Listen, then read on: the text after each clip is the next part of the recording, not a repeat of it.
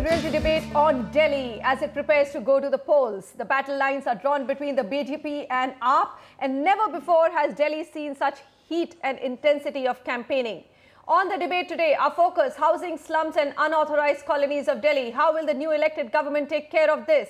The missing amenities and necessities, water, sanitation and electricity. Also environment, pollution, city cleanliness, etc. What is the stance of the two warring parties on this? Transit and infrastructure, roads, etc. Where do they stand? So let's welcome our panelists today and of course ask them that big question: who can make Delhi more livable? Dr. Sudhir Krishna, former Urban Development Secretary. Also with us, Nisha Singh, member AAP. Deepika Sharma, spokesperson for BJP. And Ramesh Menon, Director, Certis Realty Limited and land expert. Now, before we start the debate and discussion, let's just take a look at where Delhi stands today. So 2011 census says that it is a city of 1.6 crore citizens. The number, of course, has gone up here in 2015. This number is expected to explode to 2.3 crore people by 2021, which is not too far away. Only 1/4 of Delhi's population lives in planned colonies. Delhi has over 1,600 unauthorized colonies, so that's the big number. Almost 25% of Delhi neighborhoods, or about 42 lakh people, are not connected to city's sewage system. 45% of households are not connected to piped water. According to CAG estimates, Delhi Jal Board is losing more than 1,000 crore annually due to mismanagement and corruption. It doesn't end there. 93% of the vehicles on the roads are private. Daily vehicle registration levels have risen to about 1,400 vehicles in Delhi. Host of surveys have labelled Delhi as the world's most polluted city. Data collected by CSE between 7 and 8 a.m. And this is the morning, ladies and gentlemen, at India Gate. And what is it? The particulate matter, or particulate matter as they call it, is 2.5, as high as 815 microgram per cubic meter. The safe level is 60. Delhi produces around 7,400 tons of garbage every day, of which about 2,500 metric tons is brought to the 70-acre East Delhi sanitary landfill site. I think everyone's got the picture on what is happening in Delhi. And believe me, this is a city which gets the maximum attention because it's the capital city of India. Yet those are the startling figures. So what will the political parties do? What are you voting for? That's what you need to make up your mind on. So let's start with housing. Nisha Singh, very, very elaborate agenda of the AAP on regularizing unauthorized colonies, on the way land will be dealt with, on how Mohalla Sabhas will decide what the usage of land will be. So run us quickly, what will you do with the biggest problem that Delhi has today, regularizing unauthorized colonies? Is it an easy answer? Yeah, so as you said, there are 1,600 unauthorized colonies in Gurgaon and growing pretty much, every week, you can say. As we talk about solving the problem, Delhi. Delhi. And as we talk about solving or authorizing the existing ones, we know that simultaneously new ones are coming up. So when in our manifesto, we have a plan for authorizing the existing colonies because, we recognize that people living in these colonies are actually victims of poor governance and corrupt governance of Delhi. Mm-hmm. So in that way, they are perfectly, have the perfect right to have a dignified life, and so authorization is due. Now, for years and decades, it's all been about promises and not really wanting to solve this problem. And because it's a complicated problem, it cannot be solved just like that. I mean, think of it, almost 50% of Delhi is living in such areas. Okay, so Nisha, the manifesto says within 1 year of the government formation, these unauthorized colonies will be regularized. You're saying it's going to take a while, but the manifesto is talking about 1 year. Residents will be given ownership rights. Sudhir Krishna, I will get Deepika to comment on that and give us what the BJP has planned to do. But I mean, is it possible to actually regularize these unauthorized colonies in 1 year and give everybody a ownership right? Original allottees will receive ownership of their plots for just 10,000 rupees. That's a cheap way of actually getting homes. Well, you know, it is possible, very much doable, only if you put your heart and your mind to it. Okay, so Nisha, that's what I need to know from experts. Mr. Sudhir Krishna has been running the administration. I mean, he retired as a Secretary Urban Development. He knows the problem inside out. Mr. Krishna, tell us, I mean, is it as simplistic as the AAP manifesto lays it out? Well, I would not like to comment on the manifestos of the political parties, but I would say that these unauthorized colonies cannot be left as unauthorized for too long. Okay. We have already, I mean, the Delhi's master plan has to take care of these colonies as a reality and propose for suitable measures to make it livable and a better place to live, in the sense that there should be, like any other residential area, these colonies should have a proper road network, safe enough for emergency evacuation as well as for movement. Okay, so why hasn't it happened, sir? You were in the policy part, I mean policy body. Why everybody recognizes the need? So was it just a lack of political will? Was it the lack of the government which was ruling Delhi? There are two things required, I would think. That one is that a strong will to govern. That is the first thing. Which is what Nisha said. There has to be a will to govern. But the governance has to be in a framework also. The framework has to be planned development, for which some sacrifices will have to be made by some people. For example, you want to make a road, then somebody's house will have to be partly or fully demolished. And if you want to make a drainage system, then people will have to shift here and there. And you know, this is how it has to be done. So this is a strong master plan is required for every layout, such layout, and action has to be taken to enforce it. And side by side regularize it. But in situ, as is, where is regularization? I don't think it means anything other than continuing with the confusion for a long time. Okay, so let's get the BJP stance. We will debate a little bit more on how do you actually implement Delhi master plan. But what is the BJP stance? The vision is, of course, I saw the larger vision in the document which was released. But Deepika, run us through what will you do with unauthorized colonies, which is a big problem in Delhi. See, Manisha, 15 years Congress ruled in Delhi with the false promise Deepika, of pardon me, but you know, this whole 15 years of Congress, let's forget it. It's out. Today, I've not even named in my opening link, I've said the race is between AAP and BJP. Let's not talk Congress. Let's say, what are we going to do going forward? Manisha, I mentioned Congress because it was very important that what Congress has done on this. Any which way, our government is the first government to have passed in its cabinet the resolution that Delhi's more than 1600, actually the figure is 1949. More than, you know, and some people dispute it. So we can say somewhere between 1600, 1900, the surveys are going on. The problem with Delhi is this, that every day, you know, migrant workers from various states are coming to Delhi. Absolutely. So every day a certain part of the land is being occupied, and thus a juggi is there, and then it gets converted into a colony.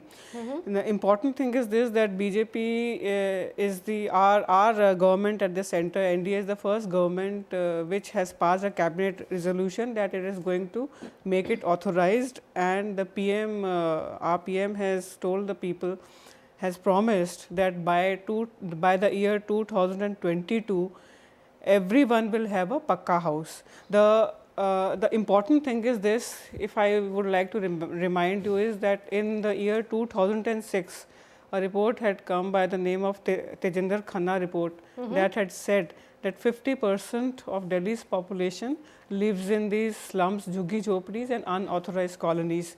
Now, over here, not only is this that the 50% of population is living in such inhuman conditions, the problem is also this, that these very people are also the drivers of Delhi's economy and households. Like they are, you know, the household domestic helps live here, the drivers live Deepika, here. we all recognize the importance of it. I'm sorry to interrupt you. I didn't mean to be, you know, disrespectful, but I'm looking for solutions. I'm saying AAP is saying within 1 year we'll regularize all unauthorized colonies. I find that, Mr. Krishna refused to comment on a political manifesto, but clearly it is not such an easy job. Somebody has to give up land to do it. And your own vision document, your party's vision document says regularization and development of unauthorized colonies does not give a time frame, but says facilities similar to DDA colonies will be provided. You know, that word itself has been shocking to me. DDA colony? I really don't think we need to create another DDA-like colonies. No. See, Manisha, this is the difference between a manifesto and a vision document. Why it is a vision document? Because we are saying something which could be doable, which we could deliver.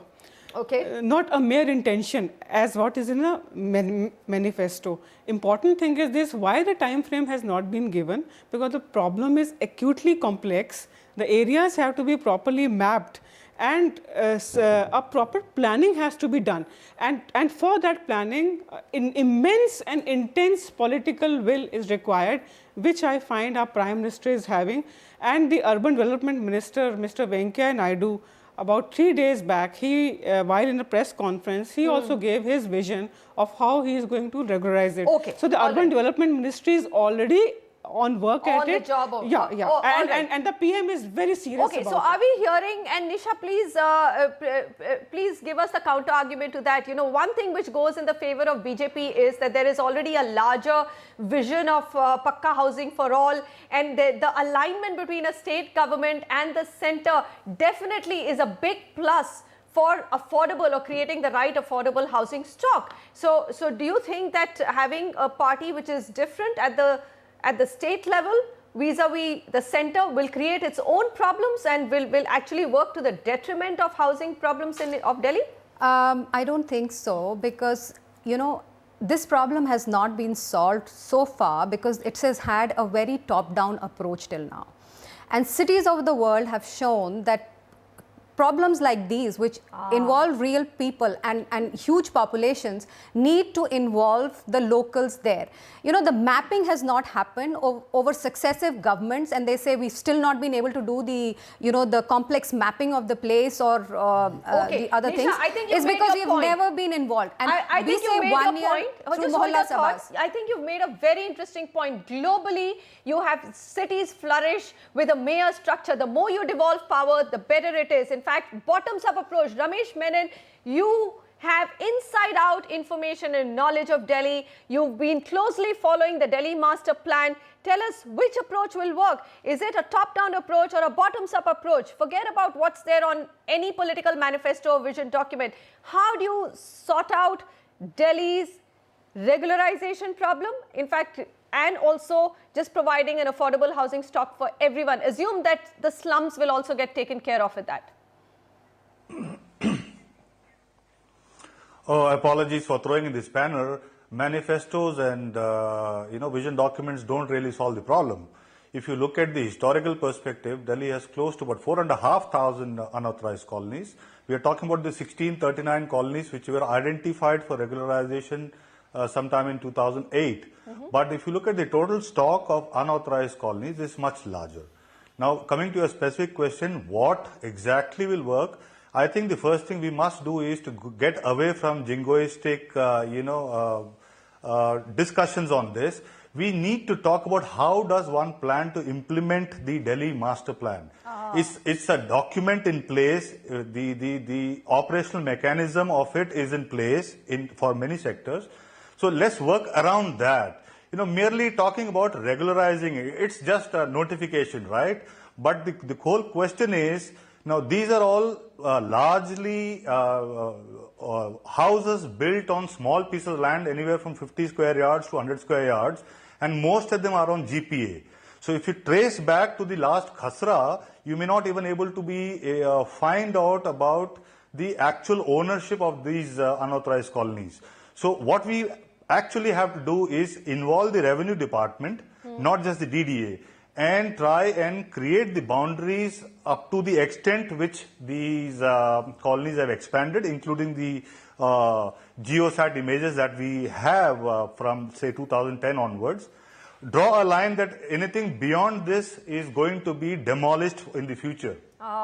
If you keep allowing more and more colonies to keep coming up, then there is no end to this whole problem. Absolutely. The second is, besides being a deterrent, when we had one agency called DDA and there was a supply-demand mismatch of 1:10.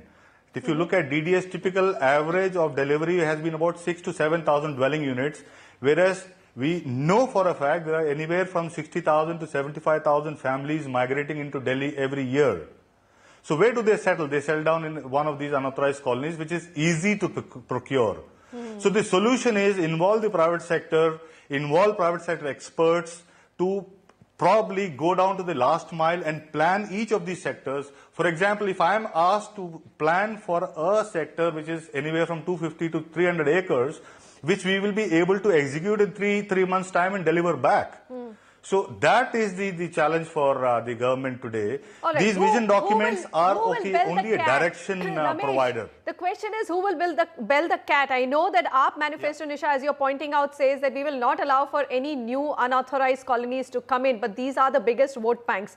Anyway, I know nobody will take a stance on that, but Dr. Krishna, I think final word on you. We've heard from both the parties. How difficult is the challenge? And 1 year is impossible. I don't think handing out just regularization nomenclature is going to resolve the problem at 10,000 rupees to each person or each person who held the land originally. I think it's a larger problem. But if you were to have a vision for the new government, whoever comes finally wins the race, we'll get to know in just a week's time.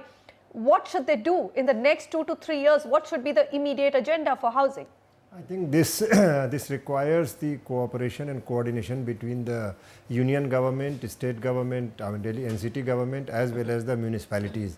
Why union government? Because Delhi land matters are with the government of India, and DDA reports to the union government, and therefore the union government comes into picture. Should DDA not be scrapped? Dr. Krishna, I mean, come on, you had, irrespective of what you might say about the Congress, but we had a very outstanding minister there, Mr. Markan, who actually went on record to say DDA really needs to be scrapped. It has a terrible track record. I don't know whether any of these political parties, if in power, will have the guts to do that, though. As far as DDA is concerned, if you ask me, I would say that the DDA should be a planner and not a developer. Yes. That has to be done. So that will resolve, because a planner is a regulator, and the regulator himself becoming developer becomes a problem. You cannot regulate yourself. So there is a conflict of interest fundamentally. So that issue apart, I mean, there is a larger issue, but since you asked the question, I would say that yes, that is a question that has to be answered. Question number 2 is whether we can really go ahead with regularizing the colonies. I would say that regularization is only one part of the story. The complete story is to make life livable. Absolutely. And for that, you have to, as I said before, we have to make a proper plan. And the plan will require a strong administration and governance. Some people have to lose sacrifice, and lot of unauthorized people who should not be regularized. For example, if somebody is on a land which was meant for park or public space, and we cannot regularize him, and so on. And somebody's house is unsafe, or it is like, as I say, it is in the path of ROW or right of way for a drainage system or a sewage system or a road network, he or she will have to give way. And all that has to be done with an iron hand. And people have to be told this is the benefit. And there are losers, they have to be compensated. For example, somebody is losing good part of the house, he should be told that I am developing in situ, there is another house, a single house is being converted into a double story, and you will be given one floor there. Dr. Krishna, it can be done. I mean, most people, if you look at the Mumbai slum redevelopment story, you still have a Dharavi, which nothing has happened. Now, it just seems that there are so many contrary political interests that this process never takes off. But if we make up our mind, I think that, I mean, I do not want to wish away 1 year. I would say 2 years will be required. I would not say 1 year will be, because the matter is so complex in the sense that history is dragging us behind. People will not accept just to say like that, because they have seen a lot of promises. They have got used to so many soft governance. So it will take 2 years, but it doesn't matter. 1 year or 2 years is not a serious issue. Even within 2 years, if we can do it, it will be an achievement. But the 2 year must have milestones. We must have a milestone, and then we should measure that we are succeeding in that. Then finally, in 2 years, we can finish off all the problem. Okay, I just wish that we see a big change in that. Pardon me for a really terrible throat, bad Delhi weather. Though I must say it's getting hotter with the election campaigning, and the weather itself is also turning warmer. Okay, now let's come to the second big governance issue, which, as Dr. Krishna pointed out, the livability factor. And for the livability factor, who's in charge of a large number of our livable issues, which is MCD. So let's come to this MCD issue.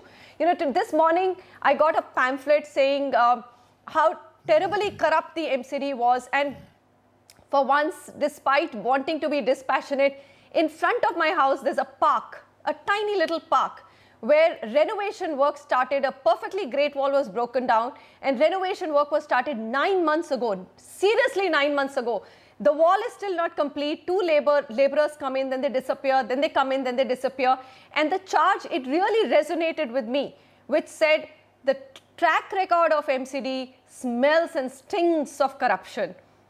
Deepika Sharma, you really have to come and defend what's going on with the MCD. I mean, everybody you talk to today has nothing to defend that body which has been governed by your party.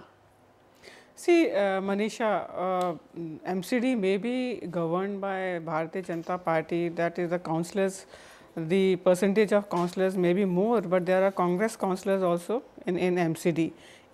Second of all is this, that MCD itself had been dependent on the state government for funds, and the paucity of the funds in the MCD was the Congress was in power in Delhi for 15 years, and because Bharatiya Janata Party got a majority in MCD, so Congress ensured that the funds were not released to MCD, and this is the reason that you find that now the MCD has been divided into 3 parts. So except for the South Delhi MCD, both the East Delhi and the North Delhi, they have been in an acute scarcity of funds. So you know, there are political agendas which are always involved, and MCD, because being a body not being able to generate its own funds, is always dependent on the largesse of the state government, and thus Bharatiya Janata Party says that in case Delhi votes for a stable majority on government of BJP, thus there will be a very, very beautiful situation of a central government being ruled by the same party, state government, as well as the corporation. So I think the development would go extremely smooth, and the flow of funds and the passage of absolute power will corrupt. No, absolutely not, Manisha ji. I would like to remind you one thing, that it is very wrong to blame the small man or the common man on the road for corruption, because corruption as a fact stems from the above. If the man at the top sets an absolute moral true example, and which the PM has done and shown in last 8 to 9, I'm not saying because he is our PM, just his way of functioning, that the transparency in everything that has come in the governance, which was missing in the past UPA tenure. In fact, he has been repeatedly saying this statement, कि ना मैं खाऊंगा, ना मैं खाने दूंगा. So there you see actually a perceptible difference, where governance is moving towards e-governance, and there has been a strict clampdown on any kind of shady deals, and you know, transparency is in order, because all mantralayas have been installed with CCTV cameras. Today you can know in real time where a mantri is sitting, where a bureaucrat is sitting, where he is going, whom he is meeting, everything is being monitored. All right. So the message has to go necessarily from the top to the common man. All right, Deepika, point taken. Definitely the cleanliness, if there is a vision that we will have a clean government, will run from the top to the bottom. Sometimes it may go missing, but it's just a question of mindfulness in terms of how corruption free do you want to be. So that point taken, but I still need AAP's viewpoint on MCD. You've defended it by saying that, look, we also had the Congress councillors in some of the MCDs, there was a paucity of funds. So let's come back and discuss all of that. I mean, this is a huge issue. Every Delhiite has a problem. MCD is responsible for basic things like sewage, water, cleanliness, and all of that is pretty much a nightmare in the capital city of the country. We come back to discuss that and also the political party views on environment pollution. Imagine Delhi being the most polluted city of one of the most polluted cities of the world. I mean, that's an important issue which the new government will have to take care of.